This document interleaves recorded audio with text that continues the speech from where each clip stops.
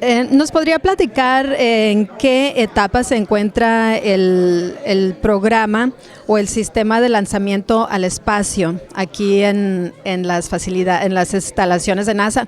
Can you tell us what stage is the space launching system at right now, or where are you with this system? We have just completed a very important milestone on the program. It's called a critical design review, and it's a point in the program where you validated the design and the customer has agreed with the go forward. And so we are beginning, the full production capability to build the rocket at this point. And we have just signed a contract with NASA for the first two stages, first two vehicles of the core stage, and also to develop the requirements for the second stage. And these vehicles will be going where, and how is that going to happen? Well, ultimately, the design of the program is to reach Mars. We won't start off by going to Mars. There will be some development and capability growth that will let us get there eventually, possibly to an asteroid as a stepping stone on the way.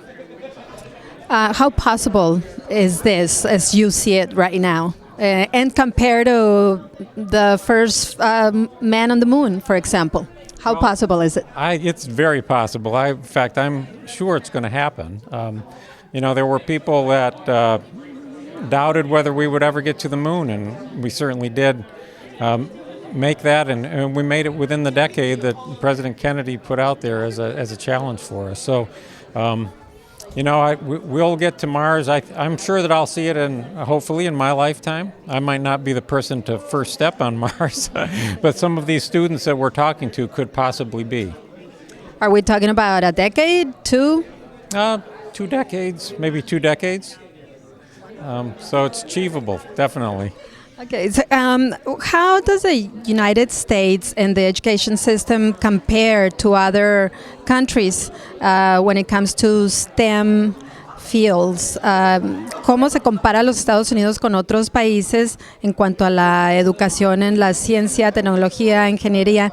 ¿Y qué pasa cuando los jóvenes estudian estas profesiones y quieren trabajar? And then what happens when the students go for these careers and they want to work?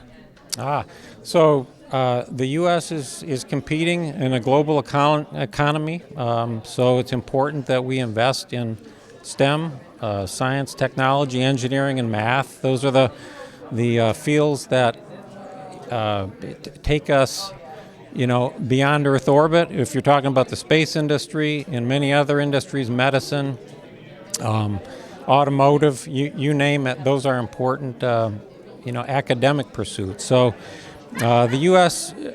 is competing. I think it is a competition for growth and development. So it's something that you have to continually pour resources and energy into.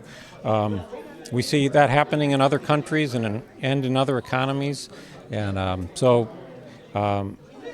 in order for these students and the next generation of employees to be able to compete on a global level, we think it's important, and a big commitment that Boeing has made is to STEM, particularly in the school systems, the public school systems, and to ignite the spark of interest that I think it takes for people to start on that journey.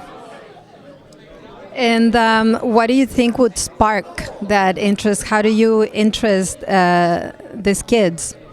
Hey, I think the spark is already there in a lot of them. I can see it in their eyes. But when we talk about aerospace and airplanes and things that leave Earth orbit, doing something new and different that's never been done before, I think that gets every kid's attention.